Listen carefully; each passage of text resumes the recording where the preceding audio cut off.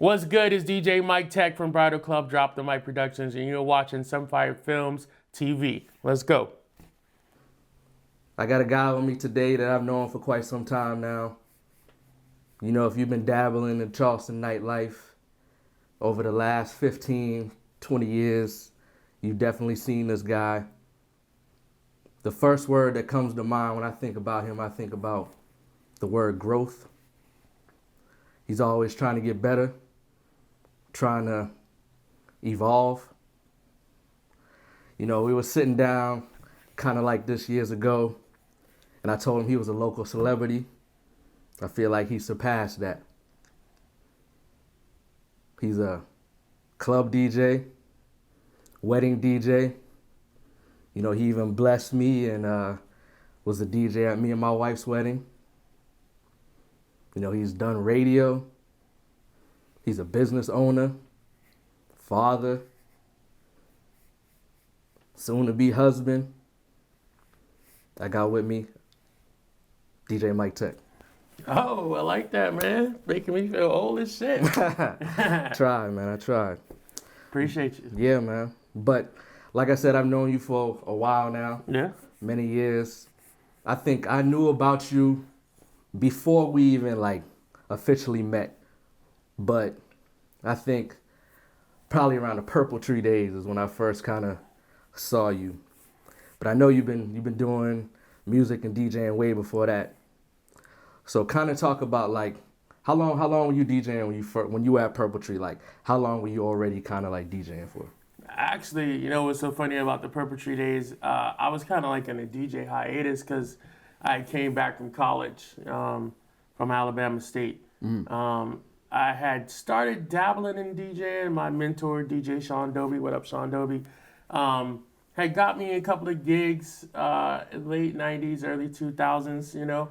And so before that, that Purple Tree days, I was DJing at Alabama State with my boy DJ who still DJs down there. And so when I met you in the Purple Tree days, it was like a little hiatus when I was just dancing and shaking my jengalang for money, you know what I'm saying? So, Right. But I got into DJing again right after that, though. So it was right around the same time, but those Purple Tree days, that was kind of like a little gap because I was back in school finishing my degree and things like that. So you started off DJing in Charleston? Yeah. How I got into DJing, and I always wanted to be in DJing. Ever since I was a little kid, I grew up in the church. My mom was an evangelist, so I grew up playing drums, and that was kind of like my introduction into music. And then we used to live in North Park Village, the PJs, the projects back in the day, on Rivers, across from near the Navy Hospital. But across from the Navy Hospital was a record store called Local Records back in the day. Yes, sir. And I'm dating myself now. But in Local Records, you would walk in, because you used to get the fly hats and the cross colors and all that when you were a little kid. Yeah. But they had the DJ set up right when you walked in the door, you know. And so I was like, ooh, like, and this had to be like, I'm a little kid, so this had to be like 94, you know. And so I was like, man, I want to do that right there, you know. And then fast forward to my senior year in high school, Sean Dobie had an open casting call, basically, which radio people really don't do. So I think he was ahead of his time on some American Got Talent shit, right? And so he had some open spots because the crew that he brought up were moving on to different stations.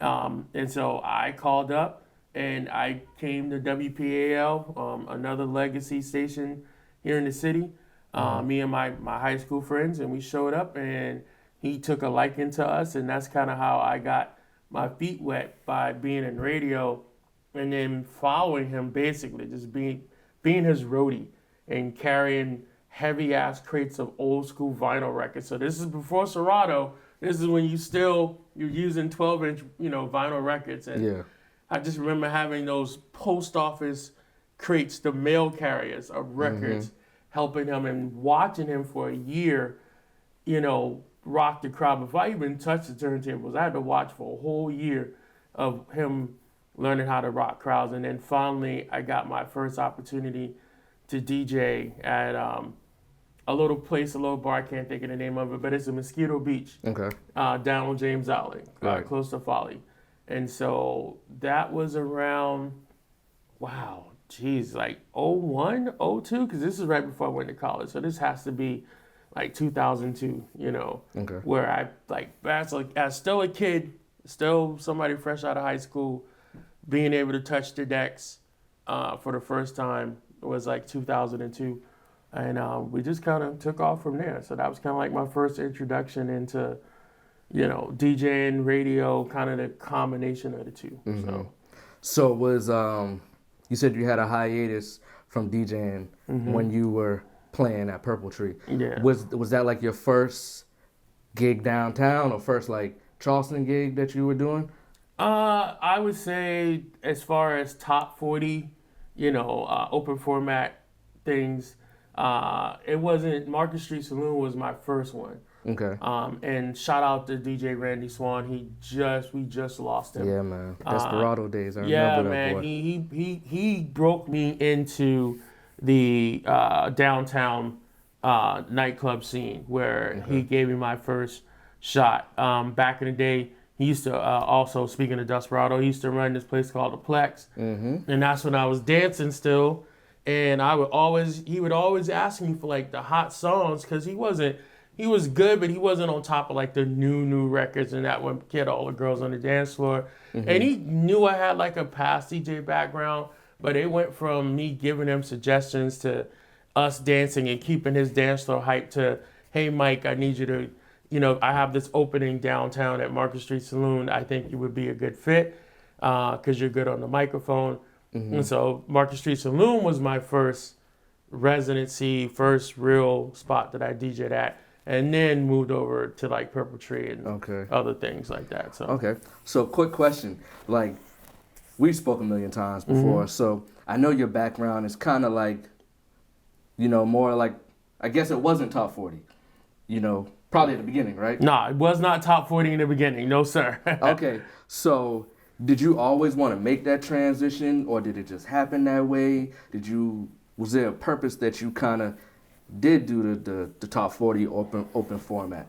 That's a great question. I would say that I did the Chitlin circuit, and the Chitlin circuit was basically all the black juke joints, all the country clubs, Mosquito Beaches, Peter Miller's, Toby's out in Park and Ferry. Even when I was in Alabama, we was doing all of the like urban or country clubs, but I liked all types of music, so it wasn't just, and I wouldn't call it trap back then because trap that term came out in the mid 2000s. So all of the old school No Limit, Pastor Troy. Yeah, Pastor Troy, down south Georgia boys, Deacon Board down in Alabama, all the No Limit stuff, all the Cash Money stuff. So I was coming in that era of music, which was like bounce and Dirty South.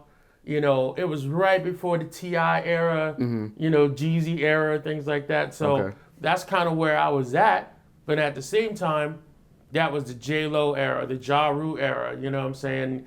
The Justin Timberlake era, like the Beyonce Crazy in Love era. Like, so you had all of these big pop records that you necessarily could not play in the urban clubs because they would throw shit at you. You know what I'm saying? Trying to hear that. Yeah, if it wasn't No More Playing GA or No Limit Soldiers, like they wasn't rocking with it. You know what I'm saying? So that kind of was like an eye-opening thing for me, being able to do those clubs, and then when I would go out personally and have a good time, I would go to the top 40 clubs and get a little bit of everything because I was a dancer. I grew up in the 80s and 90s in an era where you could dance and not get shitted on by your other dudes, and that's how you got the ladies, if you could bust a move. So I come from out of that era, so I always wanted to dance, and so I can only dance really at the top 40 club, because in the urban club, you can rock up and twerk and back that ass up and all that, but it had to be one of those songs or like a reggae song for you to really like get that vibe going, get that groove going, because you couldn't do that with a lot of hip hop records. So because I wanted to listen to more than just hip hop, I gravitated towards doing more top 40 stuff and that. And doing top 40 stuff, you realize that they love hip hop too. They just love a little bit of everything. So that was more my upbringing, was a little bit of everything. Like I had VH1, I had MTV, and I had BET. So I was watching all three of those channels and liking, 9 Inch Nails and the Red Hot Chili Peppers and things like that. So I grew up with Madonna, and Bruce Springsteen and The Who and, the Beatles and all these other artists that was like, oh, this is dope music and it doesn't have to be hip hop. So that kind of made me gravitate towards doing more open format. Okay. So and once you kind of got in, did you ever feel like you wanted to go back, or you just was like, this is what I always wanted to do anyways, or you just liked it more? No, I go back from time to time, and it's always good to reconnect from where you come from. As far as how you got your start in music, as far as a performer, as an entertainer. There will never be a top 40 crowd that will beat the energy of Black Americans having a good time. Like that, you feel like you family in the right club with the right music. Y'all all feel like you had a big cookout. You know that term, like, oh, you've been to the cookout, right? Right. Like you can't duplicate that feeling at a HBCU homecoming or a black dance or a black party like you can in the top 40. Right. Because in the urban clubs or the black clubs, we all know it. Like we all have similar upbringings. You feel what I'm saying? Especially down south. Yeah. So in the South, we all from Texas to Virginia, everybody kind of grew up in the same environment, same elements. So that cohesiveness of, oh, you had Grits for breakfast, me too. Oh, you had hog moss, you had pig feet, like you had your grandma cooked collard greens and rice. Like you went to church on Sunday and then you were playing outside playing football and listening to music and smoking weed and drinking in the afternoon, or y'all were playing spades after church. These things that you grew up with your community. So when you're in a club and the DJ's doing a great job, it just felt the vibe, the energy feels different than in a top 40 club, because you have people from all different backgrounds. And so you may not be able to relate to on certain levels with certain people because they don't not necessarily been in your community and experience the same things that we experience. So I always like to go back and do R&B nights or old school hip hop nights or only, you know what I'm saying, or rhythm and blues, Southern soul. That's what I was trying to say. Those type of records to make sure that I'm still grounded in what got me to the dance, so. Yeah, I think the first time, like I always knew you was a good DJ. Appreciate that. But like, when I realized that you was like that, when you was like nice, I think it was the COVID days. Because like I saw you in the top 40 clubs and I saw like, what they play, the poppy stuff and, just the dancey music. And I always thought you were talented. I don't want to, make it seem like I didn't feel that way. Yeah. But like the COVID days when everybody was going live and everybody just played and did whatever they wanted to do, I would watch your lives and I'm like, wow, like this man, like I didn't even know he played this type of stuff. You know what I'm saying? Like, so yeah, that was a real eye opener for me, man. But anyways, like thinking about, you've been here. You've seen the Charleston scene. You could be considered an OG to some people.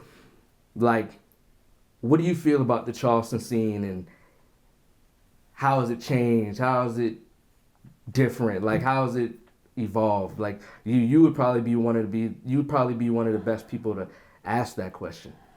That's a great question, and it's a very complex answer because at the same time, nothing's changed.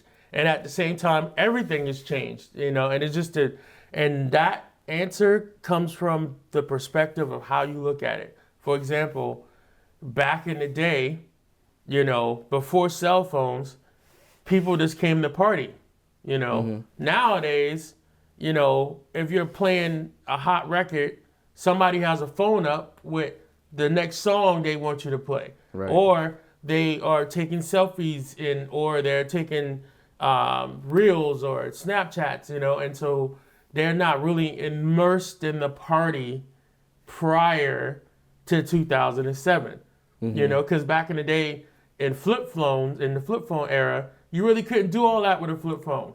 You know, Right. you can flip it open, had to hit 2222 3555 777 just to get these quick little SMS messages out. Right. So you really focused on the party, you know. You could say that's a change. At the same time, you could say that, and we had this I was talking to a DJ in Miami, we were talking about this. The music hasn't progressed with the audience. And so I feel I play more older records than I play any new records in the club because the older records hit. So in that aspect of it, it hasn't changed because the same things that were popping in 2012, 2007, 2000, and it's, you know, and up until today, it hits harder than some of the new music. And only because we have so much ways to get music now. Back in the day, you only had, when we talked about MTV, BET, VH1, right? So on cable, you only had that unless you was in the Northeast or you were in a city that had a specialized music show. For us, what was it, Anthony, I can't think of his name right now, Video Jams. Video Jams. Yeah, so we had that local music, but it didn't last for that long, maybe like 2 or 3 years, and that was the late 90s, right? You had like the Box in New York, you know, things like that. You had another Video Vibrations out in LA, so you had different little communities that had their own, you know, video or music outlet, but literally all you had was the radio, so everybody was consuming the same music, either it be pop, hip hop, gospel, R&B. You only had your dial only had on your radio in your car or in your boombox.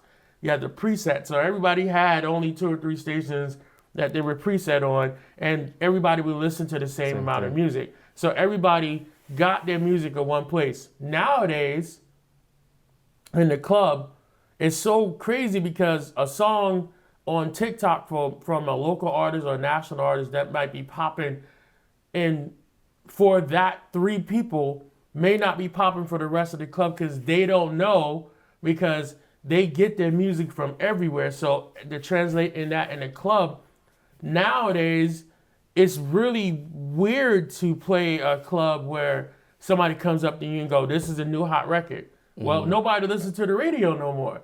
You know, everybody go to Spotify or SoundCloud or Mixcloud or this cloud or that cloud. Everybody got their own personal jukebox now. And so what may be hot to you, Sunfire, may not be hot to everybody in the audience. So that's the dynamic where it's changed in the club, because like Ski and Pound Town, these are like one-hit wonders. And I won't say one-hit wonder because shout out to those artists who are able to get records out like that, right? But at the same time, they're not making albums where you got 2 or 3 or 4 songs that you can put out and they be hot or they be banging, you know what I'm saying? So there's something missing in the music that translates into the nightclub. Does that make sense? Where now, and I've spoken with a lot of DJs, we're all playing throwbacks. You know what I'm saying? So in that essence, the club has changed, but it hasn't really changed. You know what I'm saying? So like things that was hot in 2005 to 2012 are hot all over again. You know, because those kids who were, and I like to explain this to people, think about, let's just pick your 9th grade year in high school, right? And I always say, go back 5 years, go up 5 years. So as you were growing up in middle school, transitioning into high school, those were the most informative years of your life where music was everything, because you really didn't have that much to do, at least in our era, before social media and everybody's selling shit on Amazon and TikTok and everybody has a platform. But prior to, like, I would say 5 to 10 years ago, music was literally the soundtrack of our lives, right? And so let's just say you graduated high school in 2005, right? Everything from 98 to 2005, you grew up because your parents were listening to it, or you had an older brother or older sister. So you still remember all those records. From your parents or aunts and uncles, you're going to remember the 70s and 80s records, because when back to playing spades and having cookouts, you didn't have control of the music. Your parents or somebody older did. and you were hanging around with your little cousins or your brothers. So you remember all that music, right? Right. So back from '05, and you go up 5 years into your college years. So now you have a cachet of music from 2010 all the way to say 1990, you know?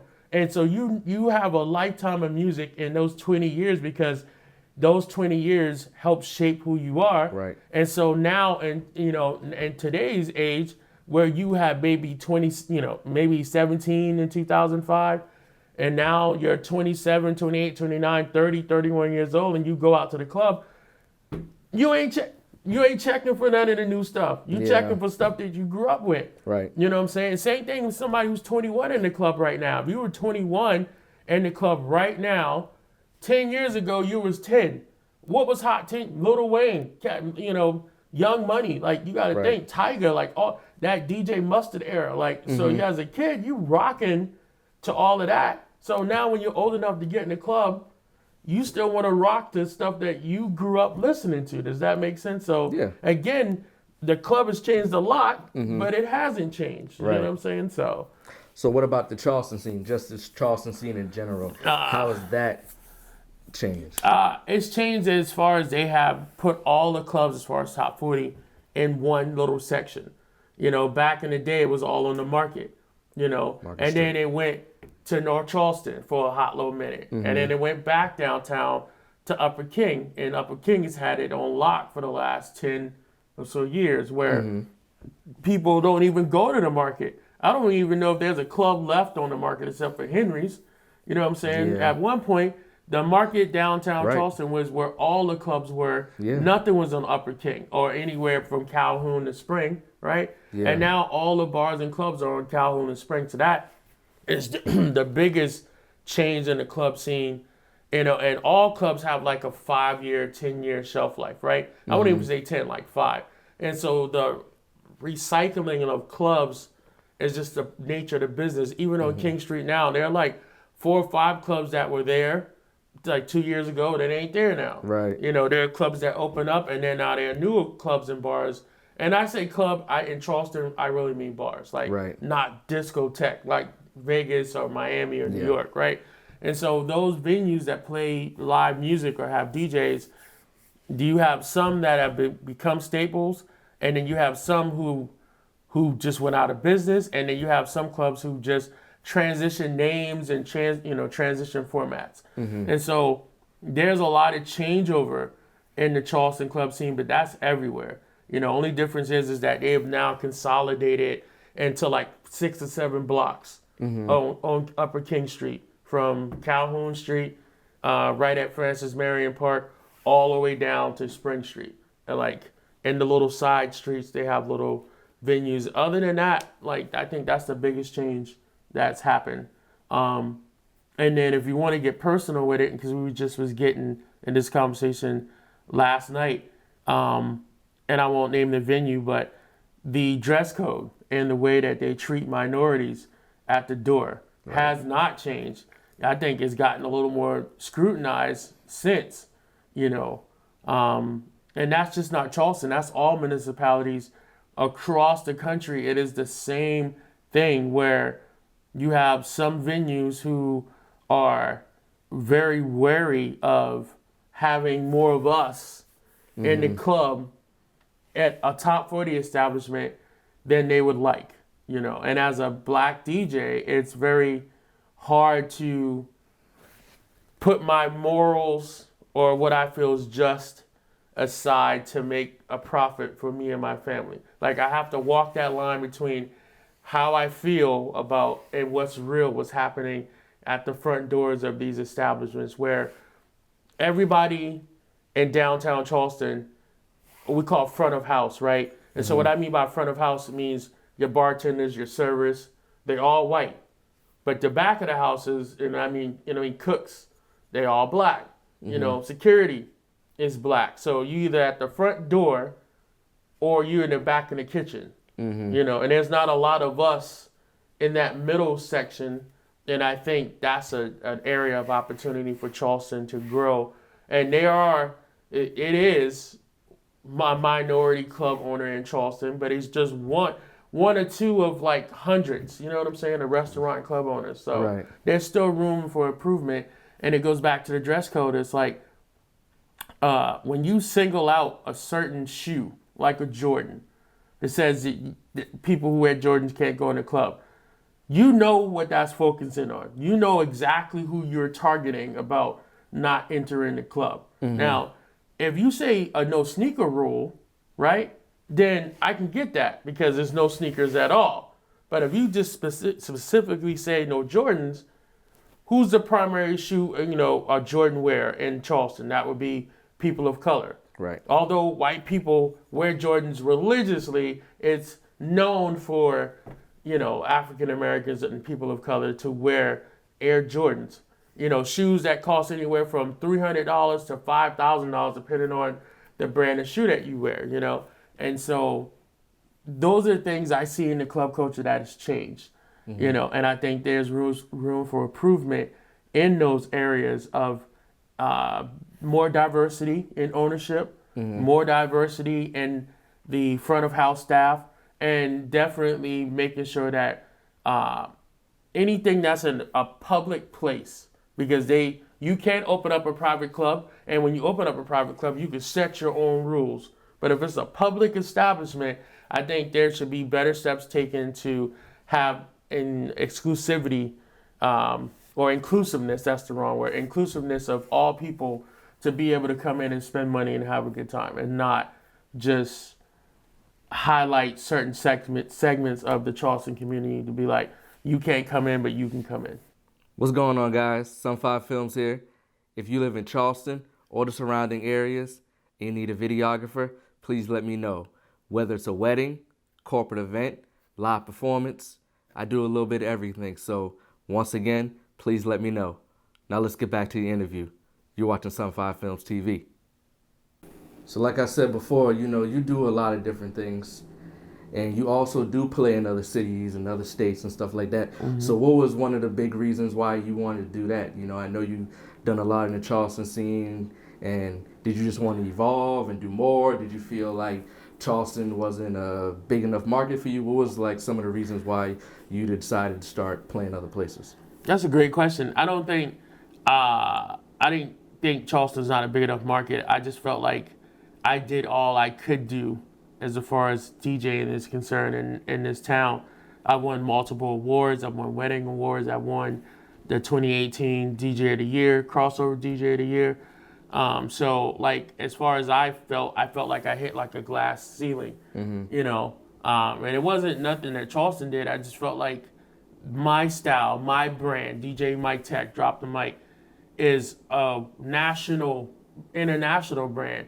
And I couldn't make that claim without being in national and international cities. I've actually been very blessed to be able to DJ both nationally and internationally now, where they see the Charleston in me, because no matter where I go, right, I say, my name is DJ Miketech from Charleston, South Carolina. So they go, damn, that DJ is good. Like, where did he come from? Like, is he local to my market? Like, is he from New York? He got to be a New York DJ or an LA DJ. No, I'm from Charleston. So at one point, I won't say I was ashamed, but you know how I used to call it New Yorkism, right? Like, you have cousins from New York, and I remember growing up in school, everybody said they were from New York or LA because it was the big thing. It was cool to say, you know what I'm saying? Right. And so although I've spent many years in New York, went up there to see my aunt, my mom was from Brooklyn, I used to be like, I'm from New York too. Knowing fucking well I'm not from New York. I got family in New York. Yeah. I visit New York. And so I think about that anytime I leave the Charleston market and be like, I'm proud to be from Charleston, you know? And although I want to expand and be bigger than Charleston, anywhere I play, I just played at the House of Blues in, not the House of Blues, Hard Rock in Vegas 2 weeks ago. And first drop I hit was live from Charleston, South Carolina, just so people, like how Charlemagne do it. Like Charlemagne, every time anything mentions anything about the South or Georgia or North Carolina or the state of South Carolina, he always mentions Charleston and Moncks Corner. Right. Because he's proud of where he come from, and that's kind of how I am with that too.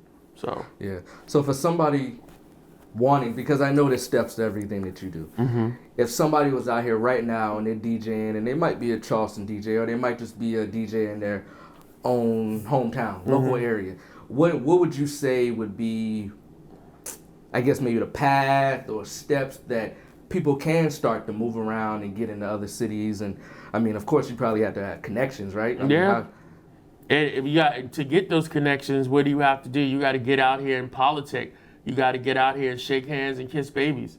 Like, you got to look at it as Joe Biden, Donald Trump, Barack Obama. Like, you got to hit the ground and you got to campaign, bro. Like, you got to campaign hard, because there's literally thousands of other DJs that want to play in the rooms that you want to play in. Right. So how do you separate yourself from those DJs? By building relationships. And I always tell people, it's not who you know, but who knows you. Right. Like, somebody, you did say that. You can say, hey, I know DJ Miketech, but I can be like, I don't know who the fuck somebody is. Like, I never seen him before, so it's not who you know. You can say you know Miketech, but if I don't know you personally and you come up to me, I'm like, I don't know you. Matter of fact, a DJ did this about a couple of months ago.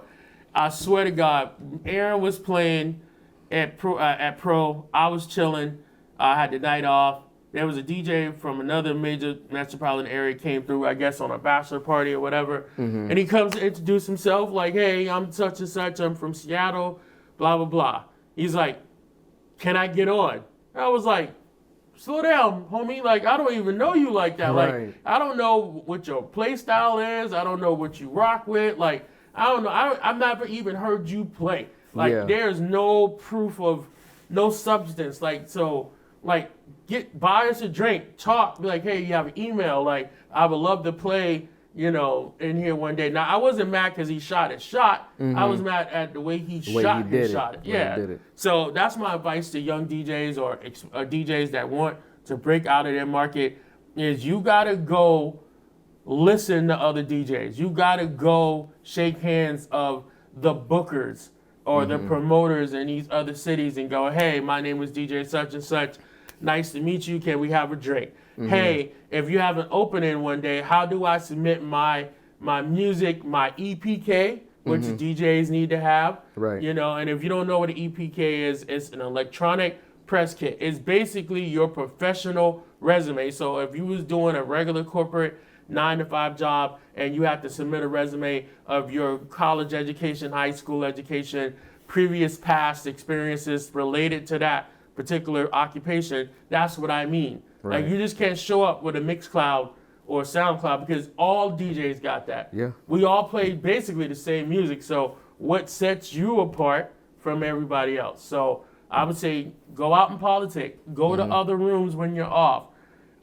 Befriend literally befriend other DJs and promoters, and just offer to say, hey, if you have a spot open, if you need somebody to fill, please keep me in consideration. And that's kind of how I did it. I started going to all the little national DJ shows, right? I've seen that. And out of that, because I have such a strong brand presence, right? And that's a whole nother topic for another day. Right. People recognize me from me doing my own promo and promoting my brand. And that's another thing DJs have to work on to be able to expand nationally, internationally.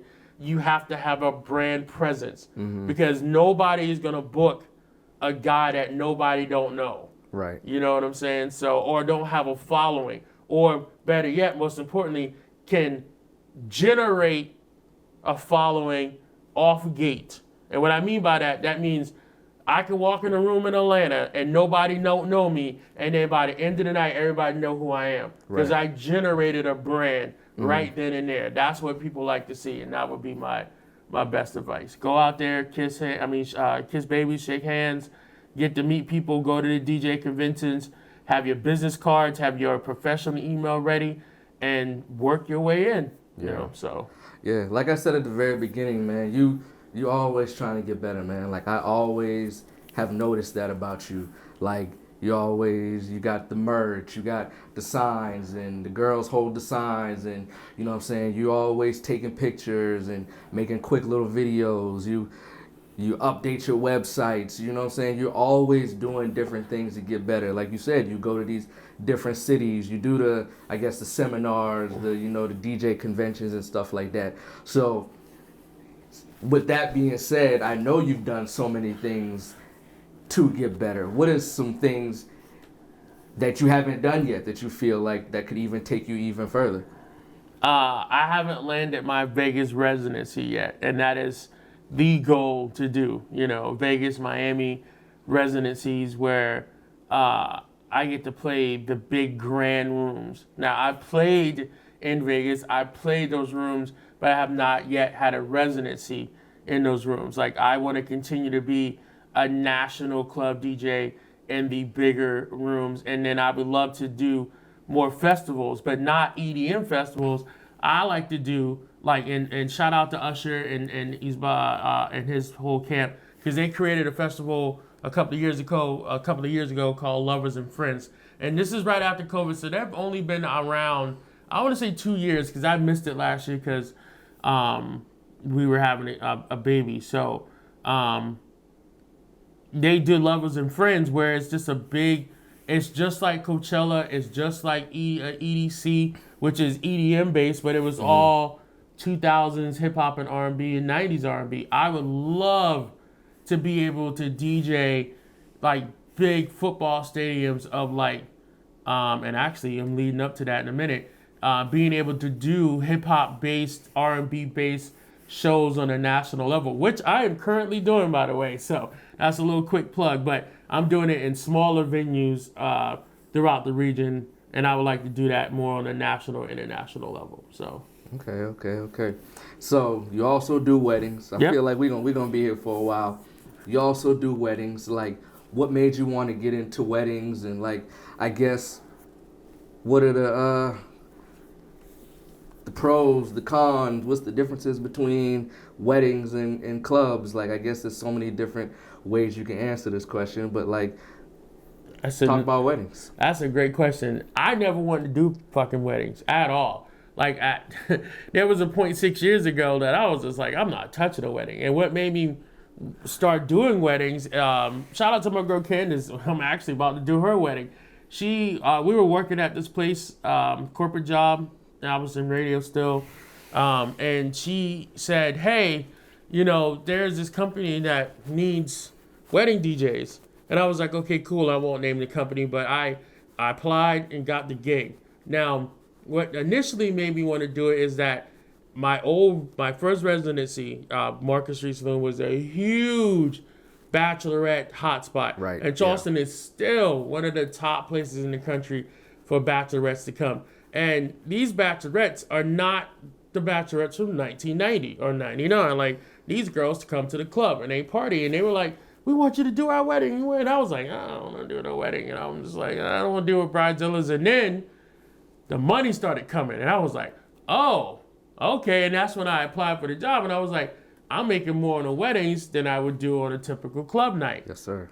At the time.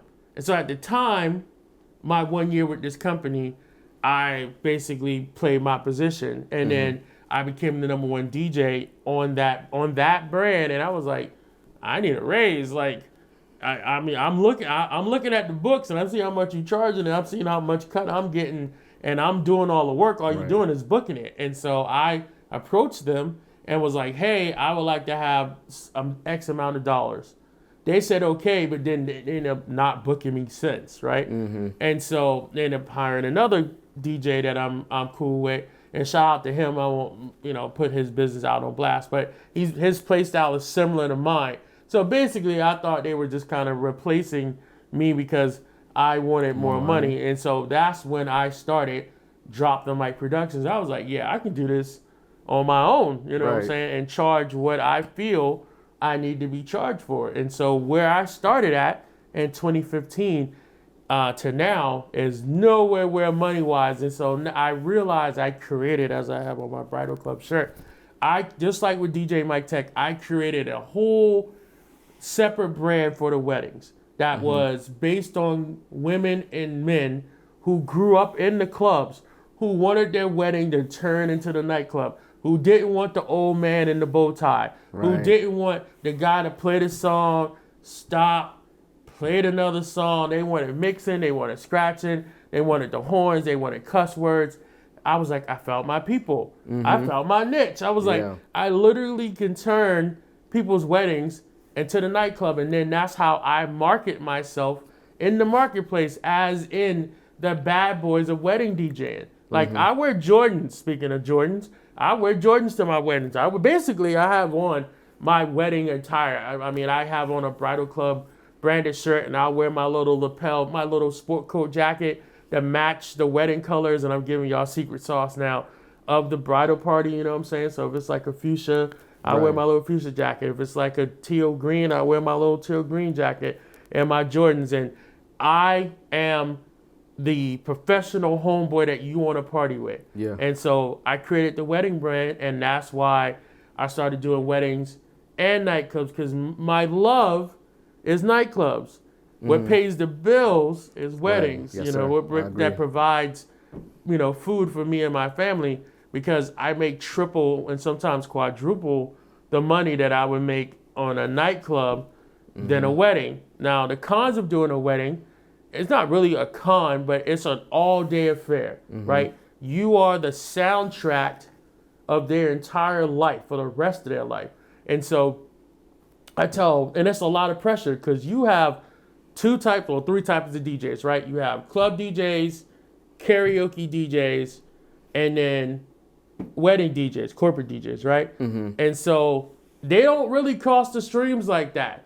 You know, karaoke's really, you know, some cross the streams, but rarely would you find dedicated club DJs. I've had some of the biggest DJs in the world chill with me, break bread, talk shit, smoke weed, won't touch weddings. I have wedding DJs, some of the best wedding DJs in the world are petrified of going in a nightclub. And it's the same exact thing. Once the formalities are over with, the first dances and things like that, the cake cutting, and it gets down to the party, it's no different in the nightclub. You have liquor, unless it's a dry wedding. Yeah.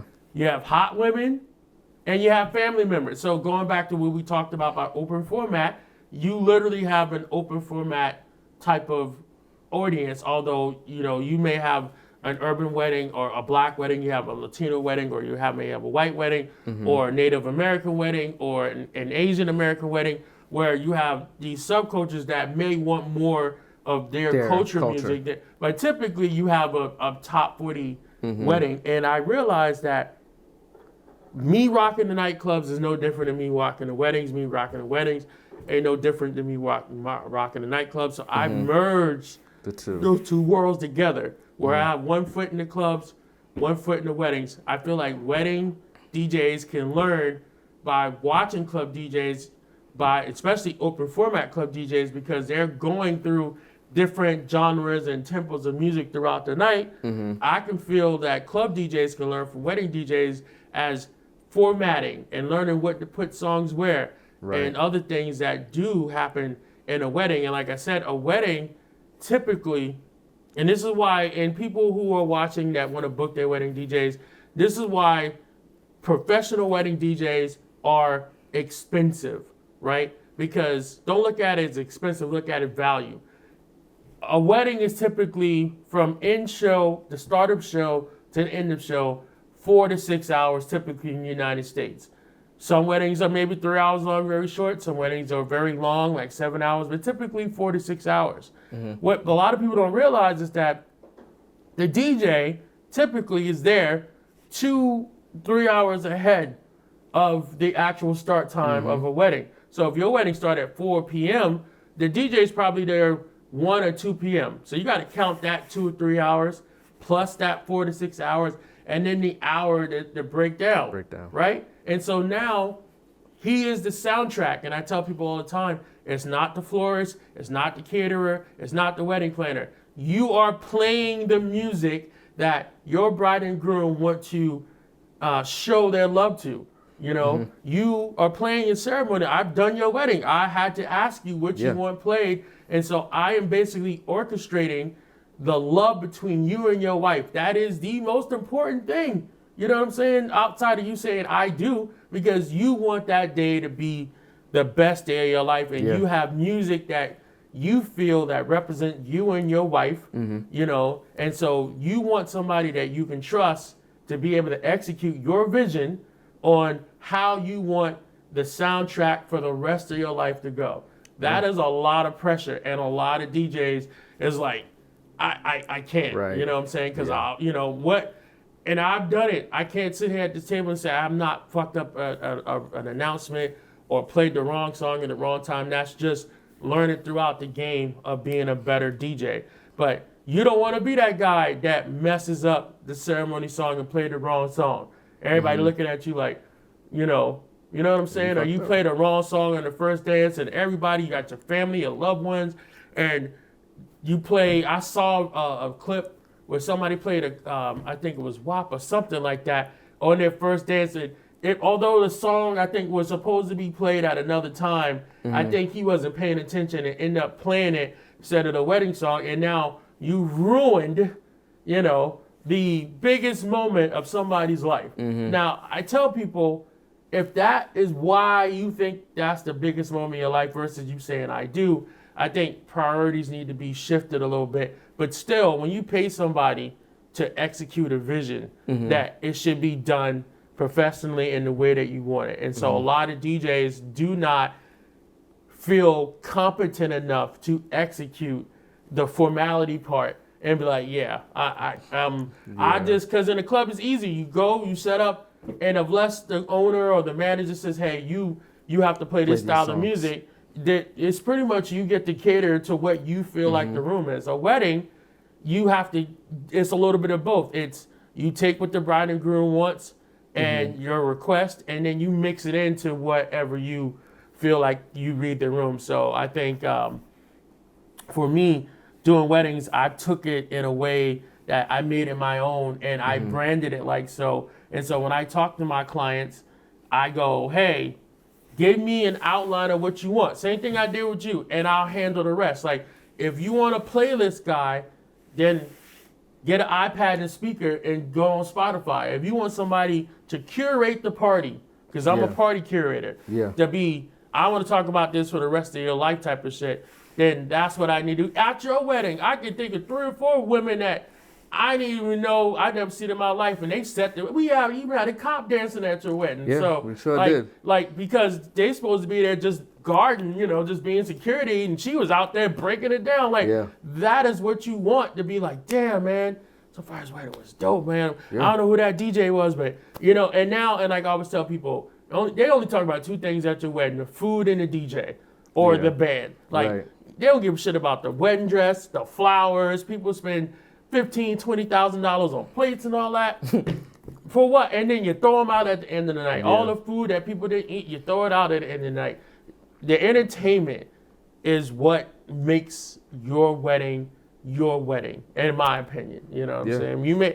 People may disagree with that, but for me, having the right entertainment to execute somebody's biggest day of their life is paramount to what success is in the overall arcing goal of that day, which is to celebrate and have fun. So if you got a professional performer who know how to interact with the crowd and celebrate and have fun with you, you're going to talk about that at your 50th anniversary. You know what I'm saying? So yeah, man. Till this day, man, I mean, it's still been only year ago, but like people still talk about that wedding, man, and they talk about how great you were, and it was like, he was like, y'all picked the best DJ, you know. And there were other wedding DJs at your wedding, you know what I'm saying? Other people that were in the industry were like, that was a good time, man. People were like, oh man, it was like, y'all picked the right person. We partied, and that's how I wanted my wedding to be, man. Like I told my wife that, because you know she was kind of on the fence about some of those songs, you know, her family. She's like, I don't know if we should play that. And I was like, listen, this is our day. You know, like most of the stuff that you think might be a little too hard, they're probably going to think most of the stuff is too hard because they don't listen to that type of music. They don't rock to that. You know what I'm saying? But the majority of the people are going to want to hear this stuff. Our friends are going to want to hear it. And I'm like, most importantly, we want to hear it. Exactly. You know, this is our day. and we should be the ones who pick what we want. And you know, we have fun, man. Like, we definitely had fun, and people had a good time. People always tell me that, was like, man, like, your wedding was one of the most weddings I ever been to. So I appreciate that, man. You did what I wanted you to do. I appreciate that. We appreciate you, man. And that's what we do, man. And you know, to have people coming up to you and say, I had a great time at your biggest day of your life. It just does something for you here, because that's the whole reason why you get married in front of your family and friends. Like, that's the difference between you going to the courthouse or going to a chapel in Vegas and getting eloped because you just want it. And some people, that's cool, because some people just want it in that realm. They don't want a lot of people around. But if you take the time to invite even 25 people, you know, your wedding wasn't 300 people, you know what I'm saying? Your wedding was right for you, you know? But if you're going to invite 150, 250 people to help celebrate, like, I don't even know if I have it on my shirt, but I think I do, you know what I'm saying? Celebrate our wedding with, you know, with loved ones, with people, you know, and party it. Like the whole thing is, my whole motto, our slogan with Drop the Mic is celebrate you differently. That's what we mean. So if you invite 150, 200 people to your wedding, you want to have a good time. You want those people to celebrate under the umbrella of you and your spouse. Why not it be the best time of your life? Why, if you're gonna break the budget on anything, or if you're gonna splurge on anything, why it not be that aspect of it right there? And the food. Yeah. You know, and that's not to take away from any other vendor in our industry, because I believe that every vendor in the wedding industry has a role to play and is equally important to the overall success of the day.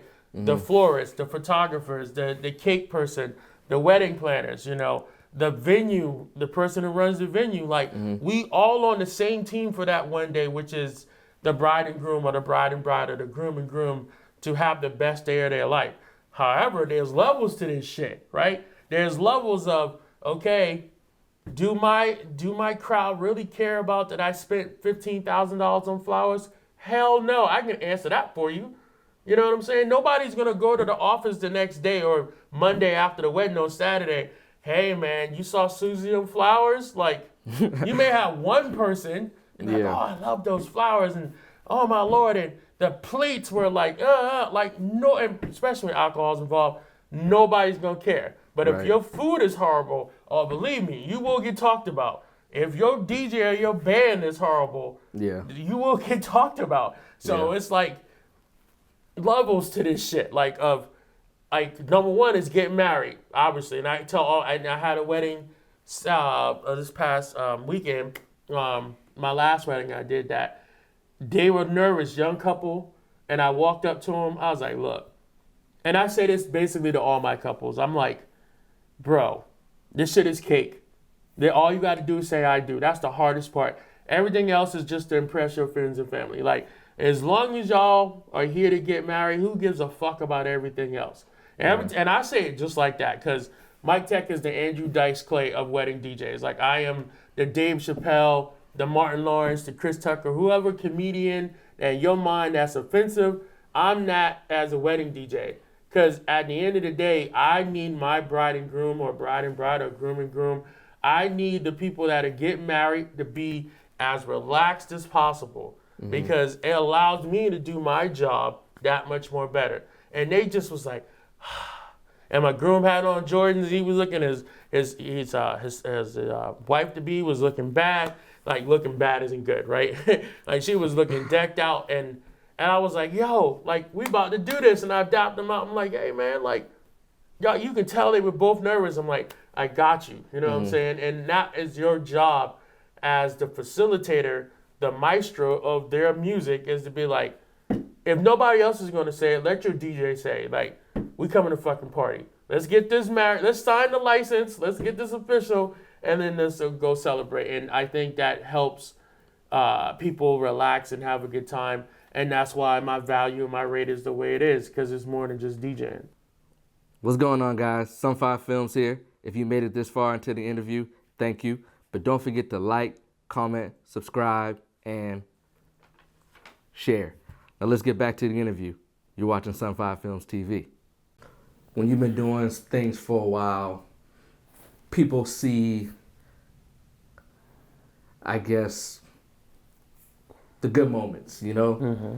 They see the awards. They see the different clubs you're playing in. They see you traveling and doing all these different things. Like, talk about some of those rough moments, the struggles, the road you had to get to even get to the point that where you are right now. And maybe you know you might still have some struggles that you're dealing with now, but just talk about some of the rough moments to let people know what all you had to do to get here. Man, let me tell you something, bro. It has always been a struggle, and I tell people all the time, don't let the Vegases and the New Yorks and the Chicagos and Costa Ricas fool you. Like, we've had to fight and scratch and claw to get every little bit of notoriety, and every room that we've been into, every wedding that I booked since I've been on my own, I had my own company, has all come at a price of most importantly, missing family time. Like, my family is one of those black families that have a cookout for every goddamn thing. Mm-hmm. And they always have them on the weekends. I'm always working, you know what I'm saying? Like, hey, I miss hanging out with my brothers and sisters and my mom. So that's a sacrifice, right? Missing time with your kids, you know, especially my older daughters live in Maryland now. And, like, you know, when they got plays and shows and things like that, and again, it's always on the weekends, you know what I'm saying? Like, you miss so much family time. You miss birthdays, you miss, you know, recitals and martial arts and softballs and things like that. And it's really tough because you want to be there for your loved ones, and at the same time, you got to make a living. Mm-hmm. You know, you can't be there in one aspect without missing another aspect. So it's really hard. And so this is why I raised my prices. This is why my price is the way it is, because my price is not based on your budget. My price is based on two things: my value and my professional time in the service. And the higher my price is, the more time I have to spend with my family. And so being a high price or luxury DJ or a more expensive DJ, that comes with people having sticker shock. Oh, he's too much. Mm-hmm. You know, especially in this town. And I can't even tell you, I wrote a big post about it a couple of weeks ago where I wanted to thank each and every bride and groom that I had who has spent the money that I demanded or I asked for without question, without being like, that's too much. Because there are some DJs that work 70 weddings, 50 to 70 weddings, and mazel tov to them. Like, to me, you know, there's only 52 Saturdays in a year, you know, not counting, you know, Fridays and Sundays and other off wedding days. Like, right. And if I'm doing 50 to 70 weddings, I ain't got no time for nobody else, you know. So I felt like I needed to have a work-life balance about being able to provide the best service I possibly can and be able to spend time with your family. So I had to get through that dip in sales. I had to get through that dip in not having as many weddings because people were looking at my prices and being like, you know, as much as they might like me, you know what I'm saying, they go, Mike, you're too expensive. Yeah. You know, Mike, can you drop your rate? No, I can't drop my rate. You know what I'm saying? Like, I can't drop my rate because I have this much experience in it. This is how much value I'm bringing. And I told you that time gap that we talked about from being there, that's a 12-hour day. Yeah, most weddings are a 12-hour day. Yes, sir. You know, and even on the nightclub side of it, it is the average national DJ, not in Vegas or LA or Miami, in the major rooms, right? Only bringing home somewhere between $150 and $350, right? When you got clubs that sell drinks for $9, $10, $11, $12, $14. Mm-hmm. It's hard. You know, it's hard to tell your parents that you got 2 college degrees, which I do have, you know, and went to law school and go, I'm going to be a fucking DJ, you know? Because everybody think it's Diplo and Calvin Harris and all these producers that make millions of dollars in DJing. That's not, to me, what the core of DJing is and what DJs go through. The average DJ has a secondary job because they can't provide enough for their family just DJing because of the It's so many of us saturated in the market that people go, oh, that's the least expensive thing because all you doing is pushing a button. Yep. That is furthest from the truth. You know, so that is a lot of heartache that I feel and I have to go through with clients that would be dope to work with. And they text me or send me an email and go, after careful consideration, we feel like we're going to go in another direction. It's not because I ain't good enough. It's not because I don't got the awards. It's they can't afford me. And it hurts because I'm like, should I drop my prices? So I have to deal with that. You know what I'm saying? You got to deal with having the door shut in your face because you're African American and you're a big man like I am, you know? I'm a 300-pound black man. I'm like 6 foot. Like, I should be doing security at the front door, not DJing, you know? And so you got to deal with that. You got to deal with the hidden racism, you know, the hidden bigotry of, hey, could you change it up a little bit, you know? Or, hey, it's getting a little dark in here, you know? Like, you got to swallow your pride and be like, what am I doing, you know? Am I being true to myself or am I trying to feed my kids? And my kids are always going to come over myself, no matter what I'm feeling at the moment.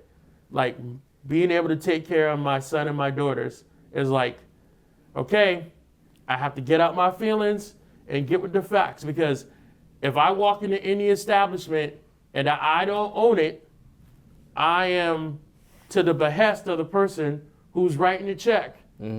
And I tell DJs this all the time. They want to go in and I'm gonna play this and I'm gonna do what I want. If I'm writing a check for a DJ and I feel like, you know, if I'm owner of the club and I'm like, okay, Sunfire, you can do you and I'm gonna write your check to do you, that's one thing.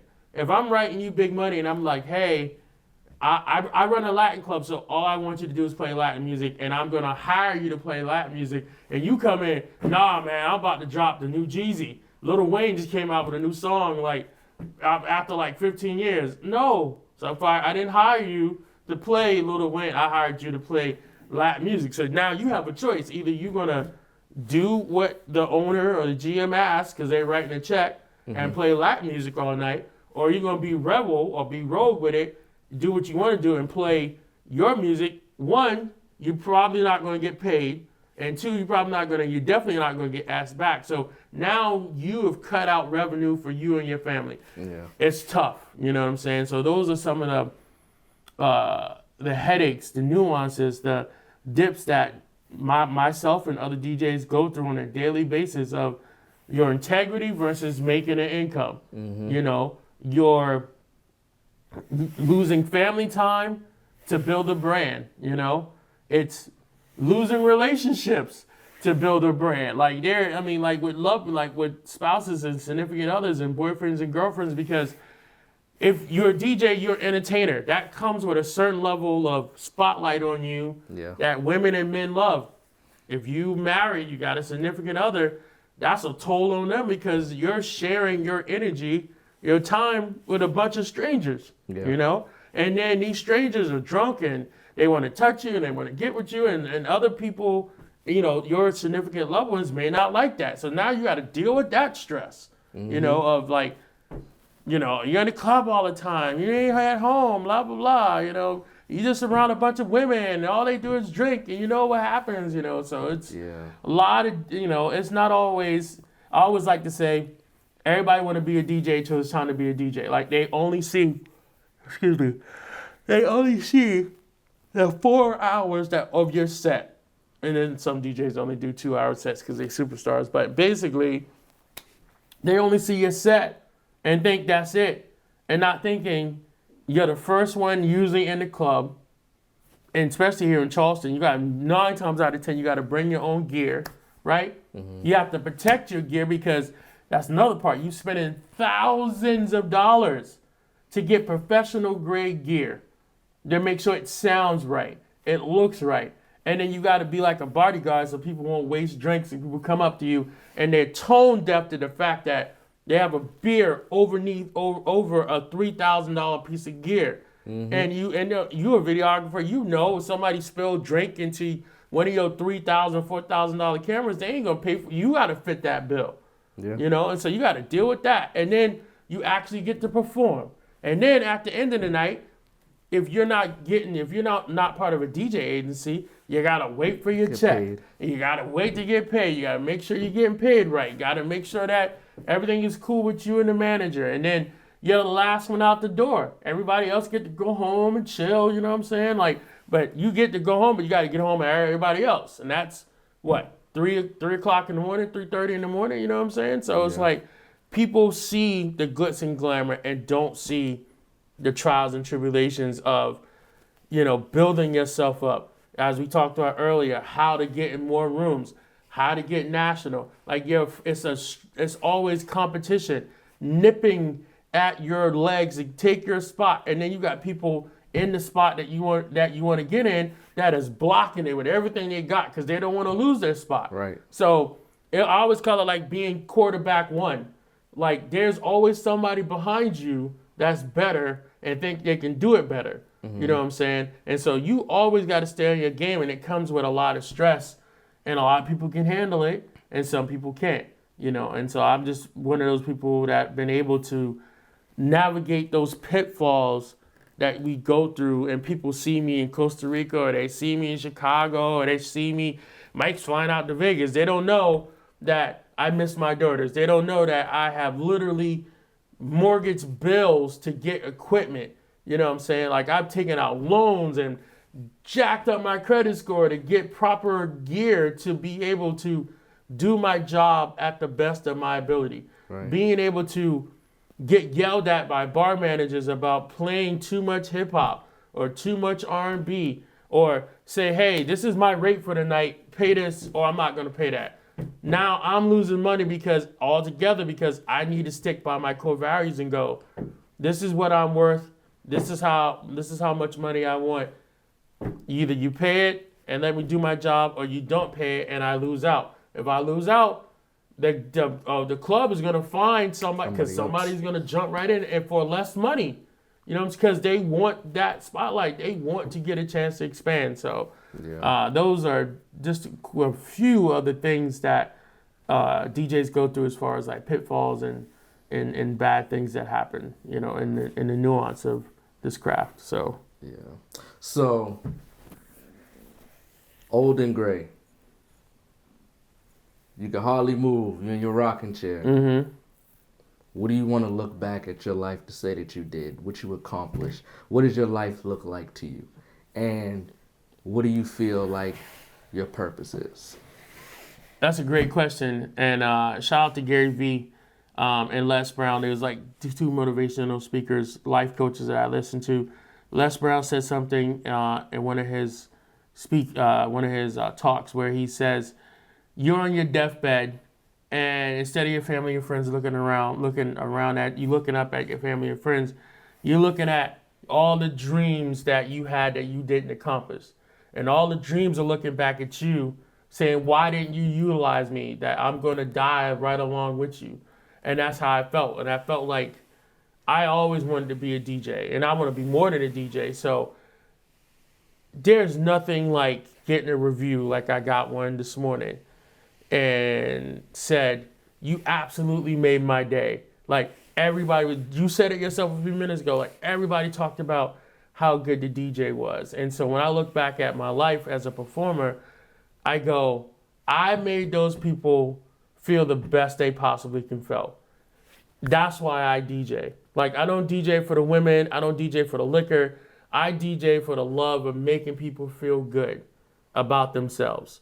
When I look back on my life and look back when I'm old and gray, because I'm not old and gray yet, I want to look back and be like, I did that. I made a difference for maybe 4 or 5 hours of somebody's life. And I say this all the time. When I go in a club, it is always somebody in the club, DJs, who had a shit fucking day.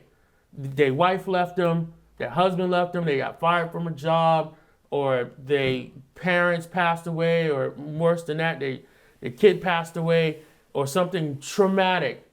And when they get to a point where they feel like they want to get back into public, people usually go out and have a drink. You know what I'm saying? They want to get away. Mm-hmm. There's always somebody in the club, week in and week out, that I see that when I see them, they have a very somber look on their face. And then I'm playing music and I'll look at them and do like, pump it up. And at the end of the night, I see them with a big smile on their face. I can't tell you because I really don't know, but I know that I've saved a few people's lives just by DJing. And that's how deep it is, how they come in the club and they feel like the whole life is shitting on them. Mm-hmm. And they had a good time with me and they just gave them that confidence to be like, I can go another day. I know I've done that. I've not had some people come to me and say that, but I know I've had people that I've seen in the club, and then when they come in and they have like the most dejected look on their face, and then halfway through the night, at the end of the night, they having a good time, they dancing, and they'll come and dap me up. I literally had people say, you're the best thing to happen to me all day. I literally had somebody in Republic write a note and said, I was having a shit day. Thank you for the great music. That is why I DJ. So when I look back on my life and I look at those moments, I go, I probably saved somebody's life right there. You know what I'm saying? Both as in they didn't do something to themselves, nor did they go do something to somebody else. You know, the evolution of Miketech is, again, being in festivals and playing. I don't think I'm going to ever stop DJing until I can't like move these fingers no more. Because I love the music, but I definitely want to own my own nightclub, and I will own my own nightclub because music and liquor and women will never go in recession, ever. Right. People party when they mad, people party when they're happy, people party when they're sad, people party when they're not sad. So partying will never go out of style. So I always want to be in a place where I can provide entertainment for people who want to have a good time. So the evolution of me is I want to own my own nightclubs. And when I look back on my life, I want to be like, I made a difference in people's lives by providing them with great music and a great vibe. So. Okay. Best piece of advice someone told you or taught you? The best piece of advice that I've been given, again, comes from, it's a few of them, but I'll start with Gary Vee. Like, humble enough to know that I'm not better than anybody else. But have an ego to know that I'm the shit. I'm a Libra, it's all about balance. Knowing that I'm no better than you, Sunfire, but in my own world, I'm the fucking shit. Like it's called self-esteem. Like, I cannot make you feel good about yourself. You have to feel good about yourself. And that's what I mean. We were talking off camera earlier about being able to do things for you, not for your spouse, not for your kids. Because if you can't make yourself happy, you can then not make nobody else happy. Does that make sense? If you ain't good in here and not happy with where you're going, where you're progressing, and that is also looking at the ugly side of you too, because that's a part of you. A lot of people only want to look at the positives and not look at the negatives, right? Or perceived negatives, right? Mm-hmm. It's the whole totality of who you are. So I don't think I'm no better than any other DJ in the world. I think I'm the best DJ in the world. Because when I walk on the stage, I want to give the best, And then the next piece of advice that I would like to get is I got in college, writing is rewriting. And what I mean by that is that you are however your year old you are, right? Mm-hmm. I am however your age I am. Those are the number of chapters in your book so far. You have the pen to write the rest of your story. Nobody can't tell your story but you. You have the power to write your own narrative. And I tell my fiance this all the time. You need to write your own narrative. So writing is rewriting. And so that advice means that whatever happened in the past, you can rewrite that story until whoever deity you serve, until your time has expired and you transition into the next life, right? Mm-hmm. Like, you have an opportunity to change whatever you thought was wrong and be better. That's why I say writing is rewriting. So knowing that you the shit and not knowing that you're not better than nobody else, and writing is rewriting. And those are the two big pieces of advice that I would give people, that I do give people all the time, you know, so. Okay. And then facts versus feelings. That would be it. You know, separating what's real from how you feel. So those are three. You got three. What's one thing that people don't know about you? Or what's something that maybe people may think about you that's not true? You know, a misconception. That's a great question. Not to get too sad about it, but what a lot of people don't understand about me is that I lost my father and lost my daughter within like 3 years of each other. So I'm a walking example of being able to walk through the fire and come out the other side. You know, I lost my father in 2006 and I lost my daughter in 2009. You know, so two very traumatic situations that happened not back to back, but very close to each other. And it gave me the fuck it mentality that I do have. It made me stronger. Where a lot of people, they would kill them, you know, like legit. When you lose a parent, you know, and even though me and my dad wasn't the closest, he was still my father. Mm-hmm. You know, so for people who lost their parents, I just had a son. He was never going to be able to meet his grandson.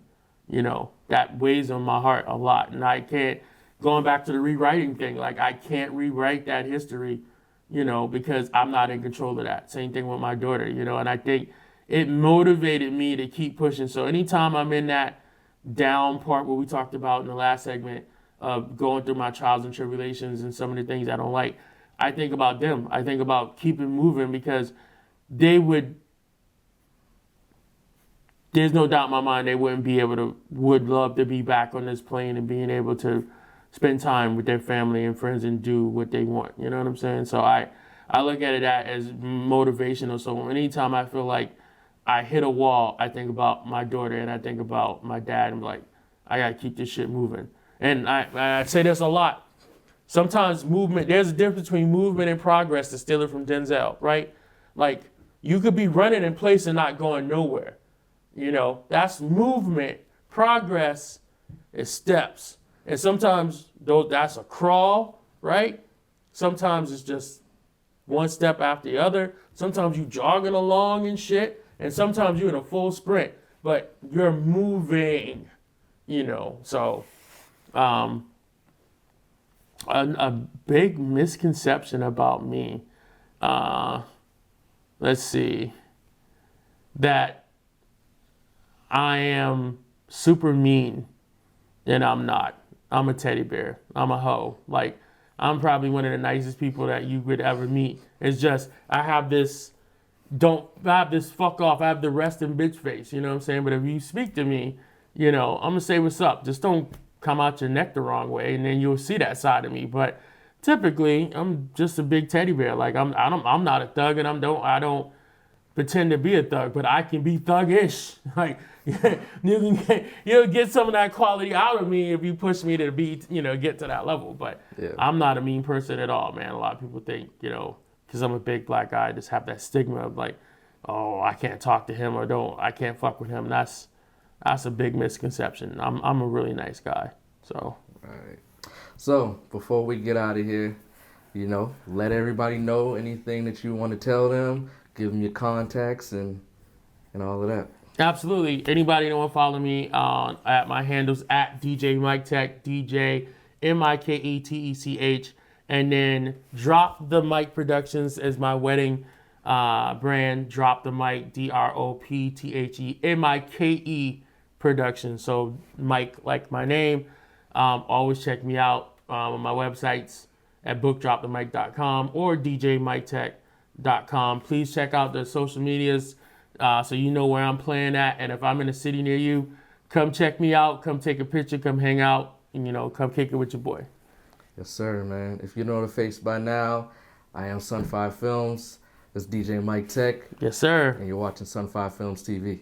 That's my daddy.